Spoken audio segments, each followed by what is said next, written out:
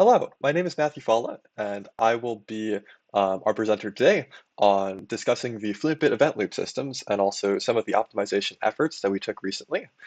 So just a little bit about myself. I've been working on this PR that just got approved and merged into Fluent Bit 1.9. It changes up a little bit of the event loop system, transitioning over from uh, a FIFO event loop to a priority queue event loop, and we'll get into what exactly that is in just a little bit. We just wanted to share a little bit about kind of our findings, the improvement metrics and statistics, and also kind of what you can do, what the FluentBit community and what AWS can do to join in on the optimization efforts. So a little bit about myself. I work for AWS, Amazon Web Services. And also I am on the ECS observability team. So we work heavily with FluentBit and on FluentBit integrations, trying to build sort of images that are on top of FluentBit to help our customers send logs easily to Amazon services and also wherever else they would like to send their logs or metrics. And also a little bit about me is that I studied at the University of Southern California, where I got my bachelor's in computer science. And yeah, I'm just thrilled to be presenting to you kind of our findings on the FluentBit event loop today. The title of this presentation is Fluent Bit Event Loop, Demystify it, and join in on the optimization efforts. So I hope that after this talk, we can all be kind of up to speed on what the event loop is, and also, what optimization efforts are sort of being taken to improve Fluent Bit, and also what can be taken in the future. All right, so yeah, let's begin with, I think, the best way, which is the customer impact. Why should we care about the event loop in the first place and optimizing it? So let's just start with statistics. So our customers are kind of sharing with us that they're getting like 50 broken pipe errors and 49 connection timeout errors within a span of 5 minutes. And they're seeing this just kind of appear in their FluentBit logs. And this is not very good. So each time you see one of these errors, it triggers a retry in FluentBit. It means that there's a genuine network error that's occurring. And this is quite a bit. It's like 100 errors in 5 minutes, which can degrade performance. When does this happen? So um, you can see that in low throughput cases, we're seeing it's very relatively stable. But as soon as you start sending logs at like 40 megabytes per second plus, for some maybe some of the bigger companies, or for like maybe 1 kilobyte logs, 40 megabytes per second. So in those cases, you'll be starting to see the errors there on the right-hand side. So connection timed outs, broken pipes, and connection initialization errors. So we kind of took to the whiteboard trying to figure out some ideas of what could be causing these problems. At first, we thought maybe it's API issues. So maybe we're thinking that the place that we're sending our logs are having network problems like Firehose. But then we realized that other customers are using Firehose without FluentBit and they're not seeing these problems. So we chalked that out. The second is that it could be like a timeout problem. So maybe Firehose is working, it's just we're not waiting long enough. But it clearly says that it's taking 10 seconds plus. And yeah, so we said, no, there's no way that Firehose could genuinely be taking 10 seconds for the network request to complete. And sure enough, we verified that, yeah, Firehose does not take, um, 10 seconds to complete. In fact, what we did when we profiled FluentBit is we found that the network calls complete within around like 100 milliseconds or less. However, when you have some code that makes a network call in FluentBit, it actually takes around 10 seconds to complete the line of code that's responsible for making the network call. So we'll see that the network call itself, so actual network activity, completes in about 100 seconds, but the code, when it gets to that point, takes 10 seconds to move to the next line. So what's going on? There's a little bit of hanging. Whenever you make a network call in FluentBit, we found out that there's some hangs. It hangs for like 10 seconds, and then these problems appear right afterwards. So this is just a small diagram of what we found is happening. When some code is running, the code gets suspended to make a network call, just to kind of wait for the network call. The network call completes really quickly, but then it takes over 10 seconds for the code to get back into the running state. And that's the problem. So just some metrics that we were collecting. Yeah, so you can see the blue and the silver. The blue represents broken pipe errors. You see they're very heavily clustered. And then the silver is the connection timeout. Also, there's a lot of clusters you can see, maybe more clusters. And um, yeah, but yeah, this is just a lot of errors that are occurring. So in order to really get to the bottom of um, what what the issues are and how we can resolve it, we needed to really look into how FluentBit manages code, right? How FluentBit manages suspending code and resuming code. Um, and so to do that, we have to get to the very base layer, and that's the event loop. So that's how FluentBit handles running code. And so um, yeah, that's what this presentation is going to be about. It's going to be about demystifying the event loop so that we could, resolve these problems, and then joining in on the optimization efforts. And we hope that we can guide you through that so that you can also join in as well. So kind of a quick summary of the things that we want to cover. Um, Event-driven programming, which is kind of the fundamental of how FluentBit's paradigm sort of works in terms of events and code. Then next is a thought framework to think about the event loop that we've been using here at AWS. And then third is the event loop improvement. And then next is going to be a network stability improvement chart, so just some metrics. And then priority event loop problems. So we might have a chance to take a look at some of the problems with the current solution, and then some future work that we can all sort of work on to farther optimize the FluentBit event loop. All right, great. So let's begin with the event-driven programming paradigm. So this is a paradigm that FluentBit really uses where you can make sort of blocking network calls without hogging the CPU. So if you're looking at some programming language like Java or Python, when you make like a network call or when you do some sort of blocking operation, what you'll usually see is that the code or the thread will sort of block and not allow anything else to run for a certain amount of time when you make a network call. So that's kind of what we're seeing right here. It's a synchronous networking operation. So the code just blocks, waits for the network call to complete, and then the code will resume. And in that time, maybe the CPU, the thread, will not be doing anything. It'll just be kind of like sleeping, waiting for the event. In Fluentbit, however, we see something a little bit smarter. So this is closer to like maybe like a JavaScript, like Node.js style networking, right? Where what happens is when you run some code and the code stops on a network call, actually some other work begins to run on the CPU. So the CPU is not being idle. And once the network call completes, the code gets triggered to get resumed.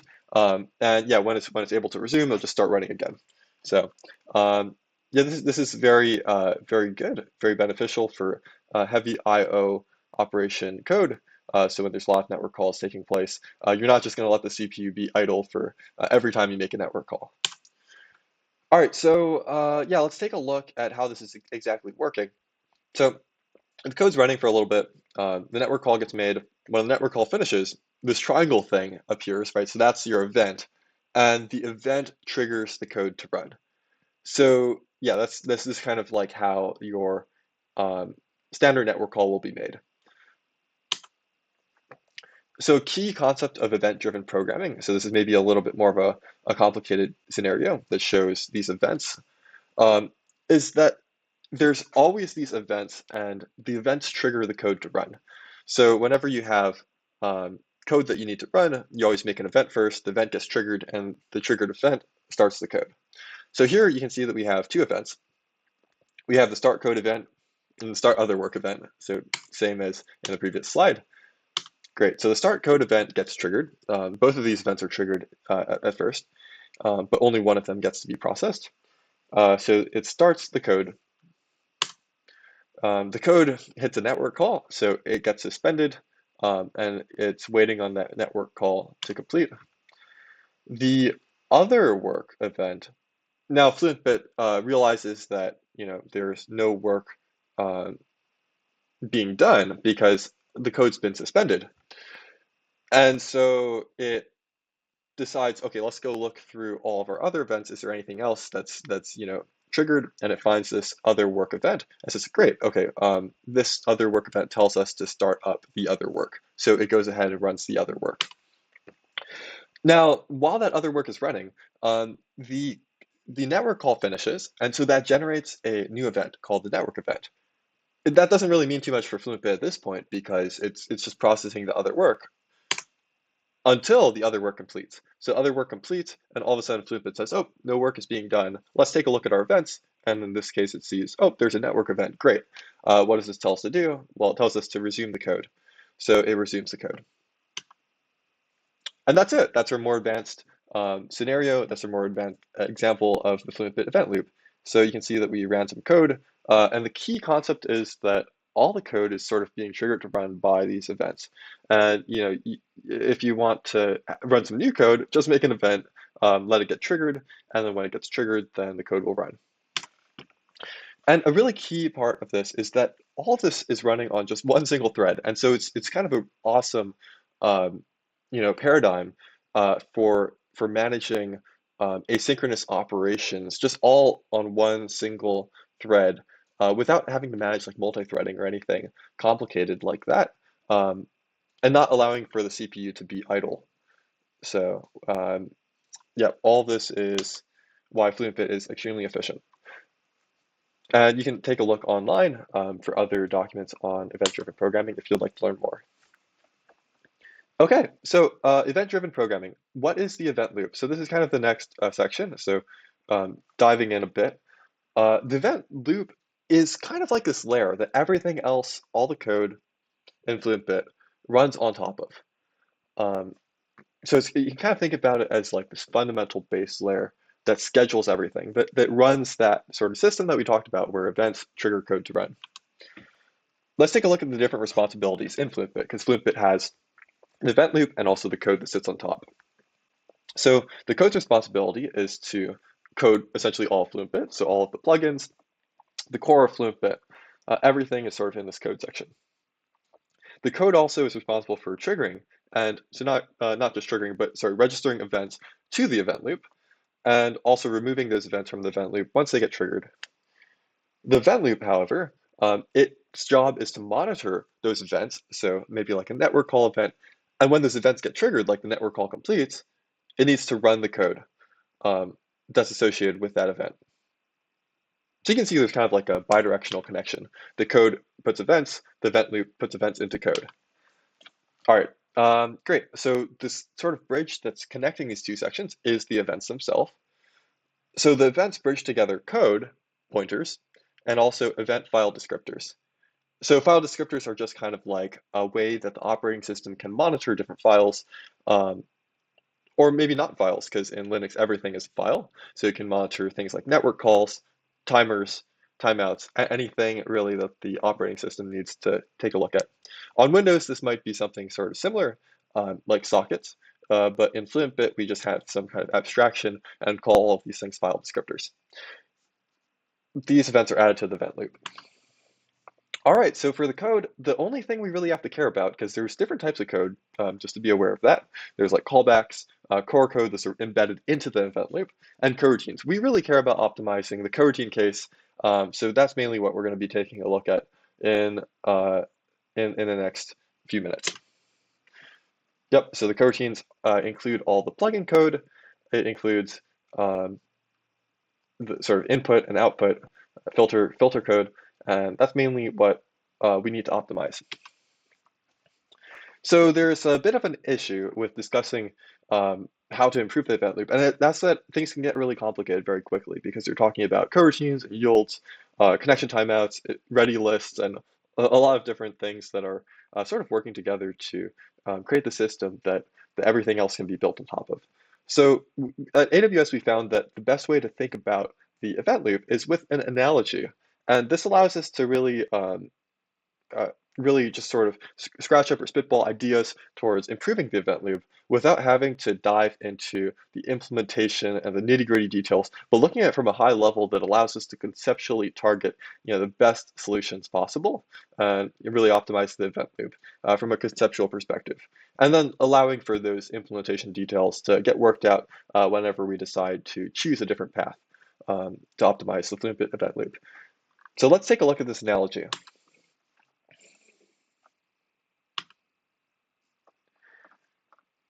So the analogy is the following, and we're about to explain it. So this is it, but we're going to go through it one by one. There's some people at a desk, and they're filling out these forms, and they're making calls to their friends when they need answers for the form. So going through it one by one, there's these people. They're just kind of like waiting around, and these people represent the coroutines. Then there's a desk. This desk represents the CPU, so the person needs to be at the desk to do some work. And then there's forms. So forms kind of represent the code.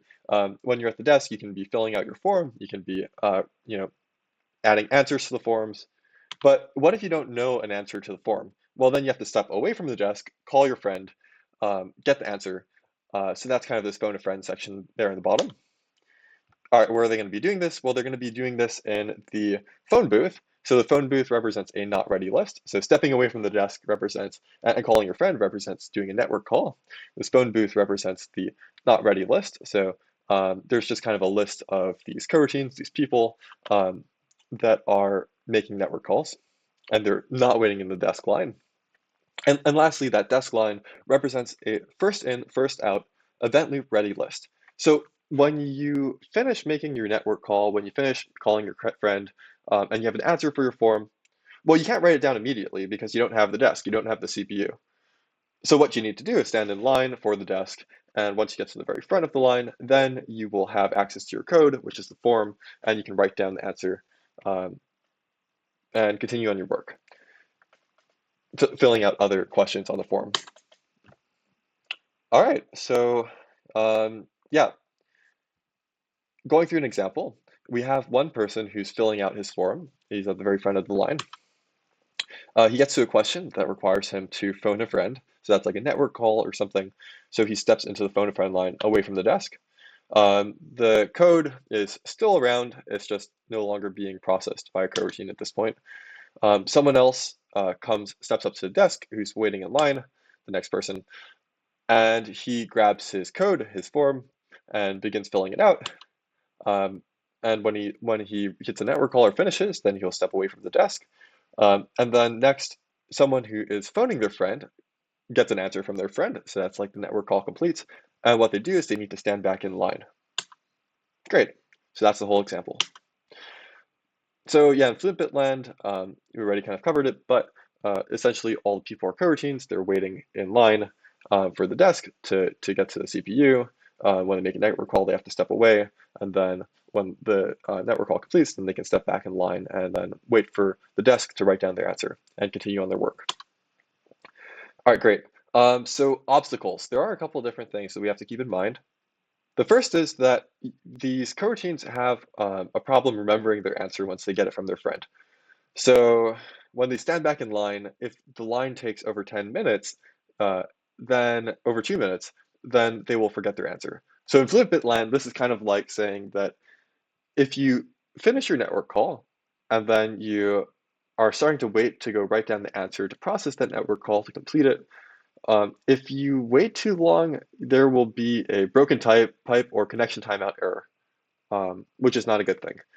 Uh, so so what we need to do is make sure that this line can be short enough that you can remember your answer when you get to the desk after you phone your friend. The second constraint or obstacle is that person switching takes time. So when you change from just a line to a desk and a new person takes a desk, that takes a bit of time. So we don't want to add more person switches. What we have right now is fine. Okay, so there's a problem with the first in, first out event loop, which we're looking at right here. So you can see it's a first in, first out because when you stand in line, then you have to kind of wait in line for all the people in front of you to get to the desk, to get to the CPU in order to begin running your code again. And here's the problem.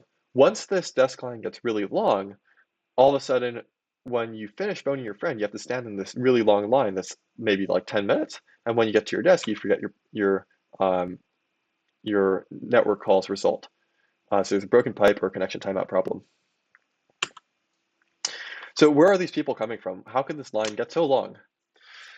Well, the answer is that all these people are kind of like inactive coroutines, right? So these coroutines are sort of queued by the input plugins. So in FluentBit, you have like these input plugins that are generating the data, they're generating all the logs to get sort of flushed by the output plugins. Well, with the old FluentBit, so FluentBit 1.8, what would happen is that you would just have all of these sort of data, all these sort of coroutines waiting to be sent over to the desk line, right? So they're waiting to go from inactive to active. And unfortunately, the old solution, which was in FluentBit 1.8, is to take all of those people immediately when you see them, every time there's a flush, move all of the people who are inactive, who just got generated by the input plugins, to active, so to the desk line. And what that causes is for the desk line to get really long. So you can imagine that if you are creating like 100 different input chunks of data, um, or 100 different coroutines on the input plugins, immediately those 100 coroutines get turned into active coroutines, then that's a lot of coroutines to be processing at the same time. And that's what we're seeing. We're seeing sometimes around like 100 or more coroutines being processed at the exact same time. And you'll see that because there's so many coroutines being processed at the same time, this line gets extremely long, and people forget their answers by the time they get to the desk. So how we can resolve this is with a new policy. So the new policy is that we need to have the people in the hold line, so the input plugins sort of output, we need to have them wait until everyone at the desk has cleared. So what that does is it makes sure that the desk line is as short as possible. So if there's someone kind of like in this first row um, who's waiting at the desk line, then we will not allow anyone to be admitted from the hold line into the desk line. However, if you look at the next section, if the desk line is empty, so that might mean that there's still people processing network calls at the phone booth, but if the desk line is empty, then we can start admitting people from the hold line. To do this, we need to implement a priority queue. So yeah, just going to the new policy, this is the same slide. Yeah, so we can see that now we're keeping the desk line extremely short. So you can see that people get to the desk, they make a network call. When the network call completes, they go back to the desk line, and we're not allowing anyone else to join this sort of group of coroutines until all the people on the desk are clear.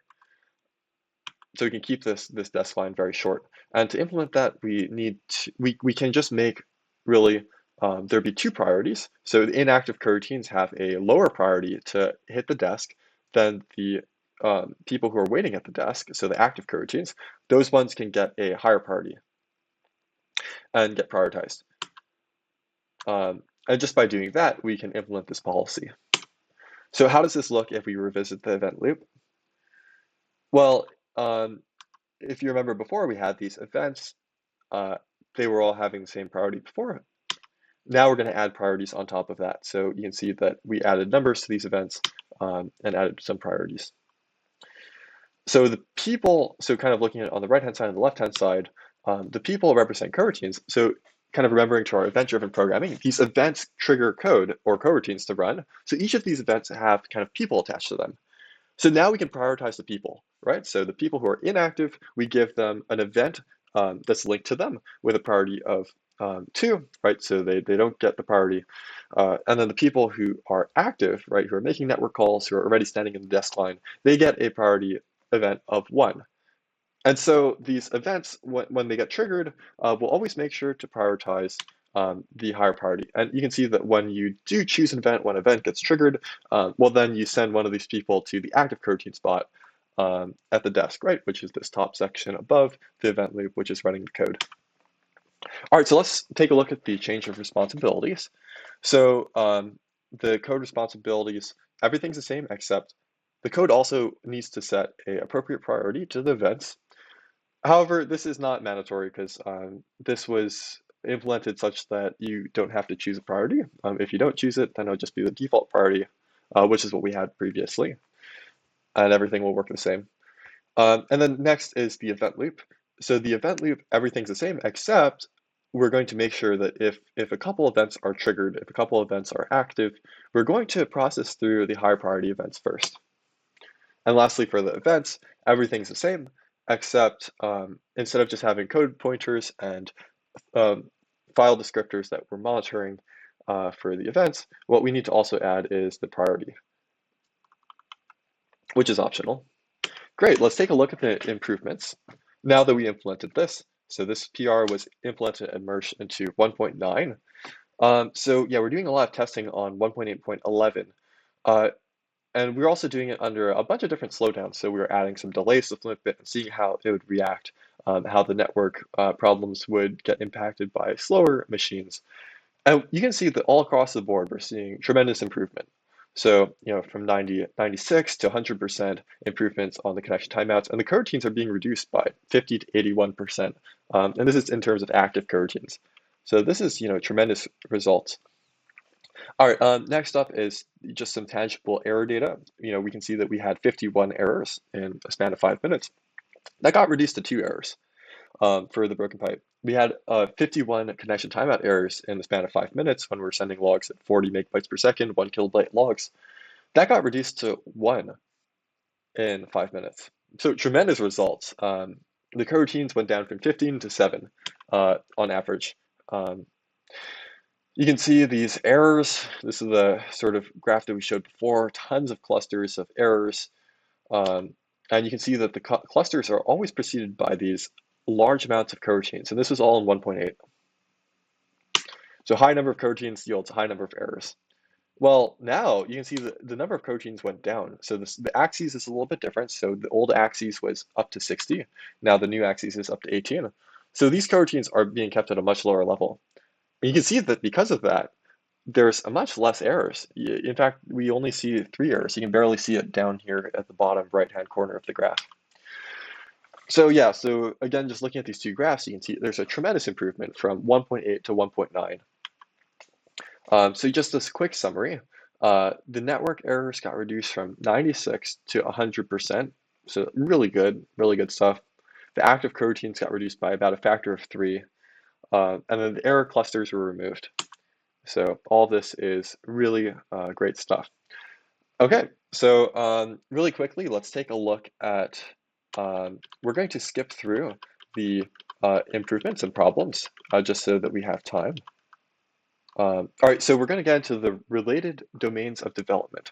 So yeah, so what can we do in the future for the event loop? So we covered so far the some event-driven programming paradigms. We covered so far some problems with the event loop and solutions with the event loop, and also what is the event loop, and also how did that how did those changes to the event loop impact Fluent Bit in a profound way to make network stability improve and increase.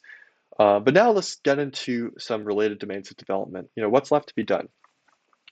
Well, if Fluent Bit really wants to be as performant as possible, in order to do that, we need to utilize as many threads as possible. So recently there was a transition from just kind of single-threaded application to multi-threaded application with workers. So that means that every worker gets run sort of on a different. So for output plugins, you can run output plugins on different workers, which get run on different threads. That doesn't work though, however, yet for input plugins or filters. So kind of on the future roadmap of Fluent Bit, there's a lot of talk in the community about adding worker support for input and also filter plugins. And so to do that, we really have to take into consideration the event loop, because you can kind of think of every single worker as having its own event loop. So every time you have a thread that can run asynchronous code, it needs its own event loop. And so in order to make these changes, we'll have to have this fundamental sort of concept of the event loop in our minds, which, yeah, hopefully this discussion sort of allowed you to sort of gain insight into.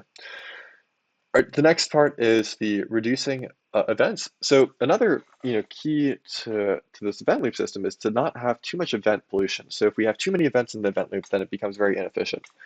So there are some events right now that don't really need to be there that we can reduce duplication of, mainly like the DNS timeouts and some of the other timeouts. At the time when the DNS timeouts were implemented, there wasn't really a good mechanism to coalesce these events. But ever since, there was some code that was written that brings together all the cleanup functions. And that's used for like the network timeouts. So some talk that's been happening in the community is to bring together all these DNS timeouts, so you don't have all these random events sitting everywhere, one for every single DNS call, one for every single network event, um, in order to really make Fluent Bit more efficient. Because the less events that we have, the better. Thus, the less person switching for the desks that we talked about. All right, so that's all that we have time for. So I'm really looking forward to the Q&A right after this, and also, just thank you so much for your time that you're spending to listen in on this discussion. I hope it really helps to give you some fundamental understanding of the Fluent Bit event loop and how you can join in on some optimization efforts with this mental framework in mind. Now, if you would like to stick around, we'll have a follow-up section for this to go into the details that we skipped over, and also some deep dive discussing kind of how exactly we implemented some of these changes, right? So the bucket queue, some task pipes, some multi-threading, between the different threads and the different workers, getting into that just a little bit. But we don't have time for that in this discussion, so we'll post a link maybe in the Q&A for the full talk over there. If you have any questions, my GitHub handle is Matthew Falla, his first name and last name, no spaces, no all lowercase. Please feel free to reach out to me. And yeah, I look forward to what FluentBit has to offer to the community and to all the customers going forward, and with all of the network improvements that have been made and can be made in the future, via the event loop being fully optimized. And so thank you so much for joining us today, and I look forward to our Q&A right after this. Okay. All right. So yeah, let's get into the next section. So going into some of the parts that we skipped over is the priority event loop problems. So the priority event loop problems and future optimization efforts. Yeah, so we didn't have time for this section in the main FluentCon conversation, the FluentCon discussion, but I think it's really good to get into. So yeah, if you're watching this, and maybe it will be in a side video or something. But yeah, let's get into this now. So the priority event loop problems and future optimization efforts. So one of the problems with the priority queue is that, well, let's take a look. Let's take a look at some counterexamples. So let's take a look at what happens if people go to the desk and immediately they're presented with some code that makes them do a network call. So they stand from the hold line into the desk line, and immediately they get sent over to the phone a friend booth. That means that the desk line is going to always be 0 minutes. It's going to be very fast. But let's look at what happens when you continue this process, because that means that the desk is empty. So we get to have more people from the hold line go into the desk line. And as many people as go from the hold line to the desk line, that's how many people get sent over to the phone a friend booth. And so this line gets kept to 0, so people can keep getting admitted, but immediately they're sent over to the phone a friend booth. Well, let's see what the problem with this is. There's so many people in the phone a friend spot that when finally their network call completes, everyone gets added back to the desk line. And now we're holding up the hold line, just like we wanted to before, but it's not doing anything because there is 10 minutes of wait time for the desk line. And so people are going to forget what their friend told them. And so we're following all the policies that are supposed to help with this, but we're still seeing the same problem. We violated our first principle that we need to keep the desk line as short as possible. So what's a good solution to this? Well, this one solution that we're thinking about, that we're kind of whiteboarding, and this hasn't been implemented yet, is to implement a fast pass line. So we have the original desk line that people get flushed to, that's called line 2. So when you get admitted from the hold line, you go directly to line 2. But we also have a fast pass line. So when someone completes their network call, they need to write down their answer as fast as possible. So they'll go jump into the fast pass line. And the fast pass line, whenever you get to the desk, you need to do the minimal amount of work that's required to be done in a short amount of time. So like writing down the answer to your phone a friend, and then step out of the desk and enter line two.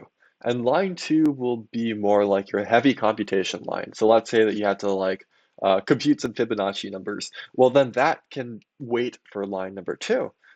There's no time sensitivity on that. Completing your network call, however, that one needs to get completed very quickly. So in that case, you'll be in the fast pass line, and you'll have to complete the fast pass line very fast. You can expect the fast pass line will get done very quickly because you'll only do time sensitive work when you get to the desk after going through the fast pass line. All right, so let's take a look at the previous example. So everyone in the phone a friend booth goes up to the fast pass line. And the fast pass line is extremely fast. So everybody remembers the answer. Everyone writes down their answer, and that's all they do. And then they step out of line and go into line number two.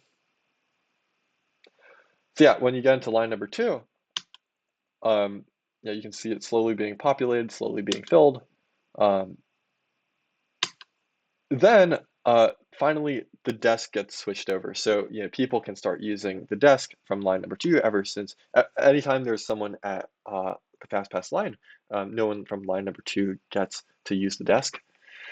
And finally, yeah, when we have people waiting only in line number two, they begin to use the desk, and this line can be extremely long. It's okay, because this is more just like your heavy computation work, things that don't need to get completed with a time-sensitive kind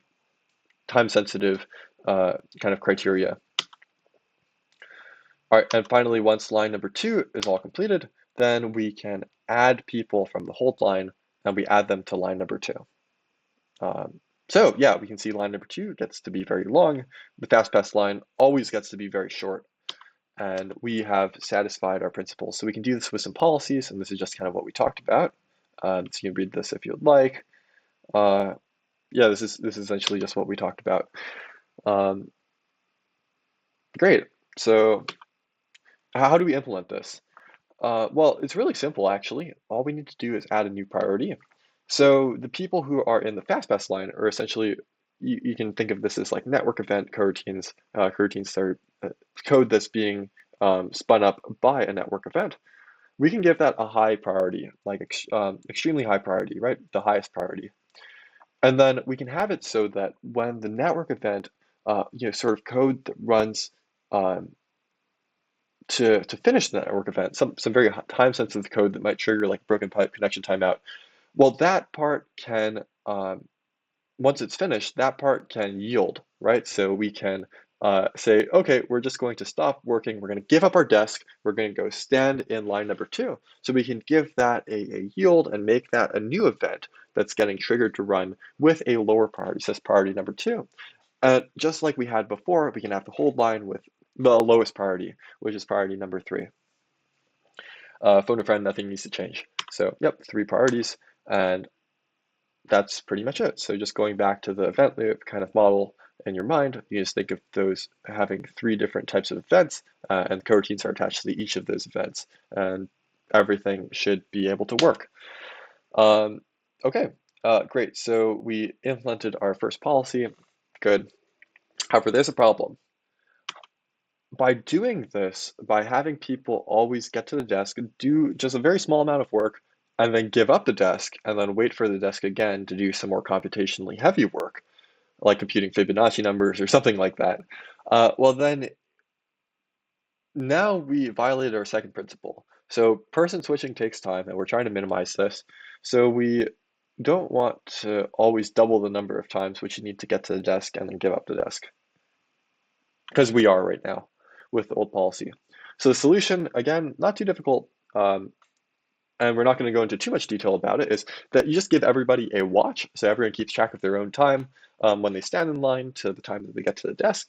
They'll take a look to see if that time is greater or less than X, so it's some amount, maybe like 1 minute. If that time is less than X, well, then what they're going to do is just keep working. So instead of having to do a very small amount of work, like finishing up your network call and then giving up the desk and waiting in line a second time to do your computationally heavy work, well, you'll just finish up your network call and then keep using the desk. However, if the time is greater than X, so let's say that once you stood in line, the time that it took you to go through the fast pass line was greater than 1 minute. Well, in that case, you're just going to write down your network call. So you're going to finish up your network call and then give up the desk. And you're going to do that not out of courtesy to yourself, but out of courtesy to the people behind you. So in so doing, this first line, the fast pass line, will be kept to roughly around X minutes. And X should be some value that's acceptable to not get broken pipe or connection timeouts.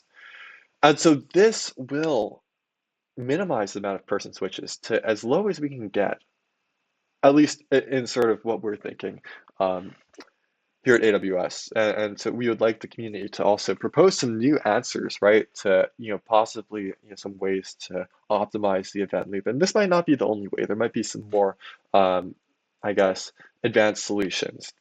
But hopefully this sort of system gives you a good framework of thought to think about them and discuss them with peers. So yeah, we've just finished both of our criteria and satisfied them. And we can see that, yeah, everything should be working fine now. So I think that this is most likely the optimal solution for the event loop. However, it has not been implemented yet. So just a quick review of the summary. You can take a look at this. Basically, the policy change is just the last part, giving everybody a watch and making sure that out of courtesy to the people behind you, if the amount of time you stood in line is greater than X minutes, well, then you will give up the CPU and wait in a second line for your computation, your heavy computations to be done. Okay, so let's get into the deep dive section. Give a maybe overview of how exactly these things were implemented.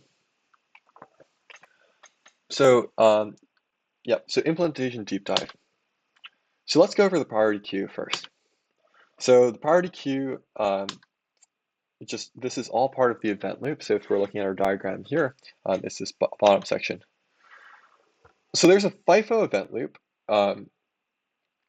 That's what we had in 1.8. So all the ready events, you can kind of think of this as like network events or like timeout events or like scheduler events. Well, those things get translated over to be processed events in a first in, first out manner. So you can see that they're just kind of being held, and when you want to process the events and run some code, you just take the first events that got triggered and you'll run those first. We don't want that because we want to have different priorities, and we want the different priorities to be run based on their priorities rather than based on their time, which they got to the event loop. And so what we need to do is add a bucket queue, or any sort of priority queue. So we decided to go with a bucket queue because it is the most efficient implementation of a priority queue when you have a low number of priorities. If you were to have, say, a variable number of priorities, we might have chosen something like a heap. But in order to keep things most efficient, we chose a bucket queue because we have a small number of priorities, like 8. All right, so when you push things to the bucket queue, they get added to the corresponding bucket. When you pop things from the bucket queue, the lowest priority, which is the most prioritized, which in our case is the lowest number, will get removed from the bucket queue. So yeah, this is the bucket queue system that we implemented. So how do we implement the priority queue that we discussed? Well, it's very simple, very straightforward. All we need to do is add the bucket queue in the middle of the ready events and the process events. So this is kind of like a sorting mechanism where ready events come in with their random priorities, various priorities. And then when you start processing events, you start pulling these events out one by one, and they will come out in a sort of priority sorted manner. So we can guarantee that we're always getting the lowest priority events. And so this is the solution. This is the change that we made in the event loop itself, this sort of raw level that everything is running on top of in order to give priority support for events. All right, so next up, we're going to talk about some of the challenges that we encountered when dealing with multiple threads and workers. So yeah, let's revisit this model. So we have an event loop. But for one event loop, which can run asynchronous code, we've been kind of talking about it in the context of a single thread. So if you look at it right here, one event loop equals to one thread. So one thread can run its own asynchronous code. It can sort of manage itself. However, when you have multiple threads, so in Fluent Bit we have the engine thread, which you can kind of think about as like an orchestrator, and you also have worker threads. When you have these threads, each thread will have its own event loop. So the engine thread will sort of take up some tasks. It will send them off, right? It'll send off the coroutine, so code, and also the data that's attached to that code to the various workers that need to process that code. The workers will use their own event loop, so these will be different threads. They'll use their own event loop to manage all the work that they have in an asynchronous manner, kind of like we discussed. All right, so this slide just shows that this communication happens completely in the code space. So there's no sort of communication in the event loop space. All of this stuff can be done in the code by adding different sorts of events, talking to each other based off of adding different events to event loops. All of that can happen in the code space, sort of talking to the event loop interface. So that's good for us because it means that solutions are easy to implement. So if you take a look, some problems that happen is that we are running tasks on the engine event loop in a synchronous manner. So that means that when you run some tasks, like say you had some coroutines, this is all in 1.8, by the way, we add some changes in the future. When you run tasks, well, it's going to run through those tasks kind of in like a for loop or something, and then dispatch tasks as well to the worker threads. So if you see on the left-hand side, the red section is what we don't like. We are running tasks synchronously, and then we're also flushing tasks to the worker threads. So the worker threads can get work done in kind of maybe like some prioritized manner, but all the stuff that happens on the engine thread, because it's running in like a synchronous for loop, you're not able to attach priorities like we are discussing before, because there's no sort of events attached to these things. So just kind of running in a for loop, and then once the for loop generates some active coroutines, so the active coroutines, those ones can have events. But just to create those active coroutines in the engine previously, that was all done in a for loop. So you can't really easily add priorities or events to this. What we're trying to do is go from the left-hand side to the right-hand side. So instead of just dispatching to the worker threads, we're going to dispatch, like we're showing right here, to ourself and also to the worker threads in the same manner. So this is what we're trying to go from, and this is what we're trying to go to. So we're going to try to flush to ourselves rather than just running things in a for loop, and then queuing our tasks, which can have different priorities once you queue it. And then we can also queue tasks in other event loops, just like we're doing currently. All right, so here is how we would do it. So you can take a look at the flush. A flush will go from, this is in 1.8, by the way. A flush for the workers will go into a task pipe. So you dispatch things to other event loops via this task pipe. And this task pipe can have a priority attached to it. However, in engine, the flush will just immediately sort of run coroutines, process coroutines in place. And so the start of the coroutine will have a guaranteed priority of, well, it won't even have a priority. It'll just get to run with the same priority as the flush in order. So that's not good because we want to have different priorities for different sort of tasks. So what we needed to do was go from the left-hand side to the right-hand side. What we needed to do was unify the way that flush works on the workers, or flush to the workers works, and flush to the engine event loop works. So we added a task pipe. We just copied and pasted some of the code from the workers to the engine event loop and to the engine system to give a task pipe which we can flush to. So now essentially we can flush, tasks to workers and give them a certain priority. Also flush tasks to ourselves and give it a certain priority. Before we couldn't give ourselves a certain priority when we dispatch tasks, and that was the problem. Okay, so yeah, this is the screen section on the left and also on the right is what we improved. And we can see that it is now achieving exactly what we're looking for. So that is good news. Great. So just kind of reviewing, we have all of our flushes, we have all of our different worker threads, and we have all of our different event loops now kind of working in sync. What we discussed is kind of how we have all of these different things, and each of these threads have their own event loop. that's operating completely independently, and the code space takes tasks from the engine thread and sort of sends them off to the worker threads. All that's happening in the code space, and we were able to um, allow for this dispatch to have tasks that are prioritized by dispatching not only things to the workers, but also dispatching from the engine thread to itself.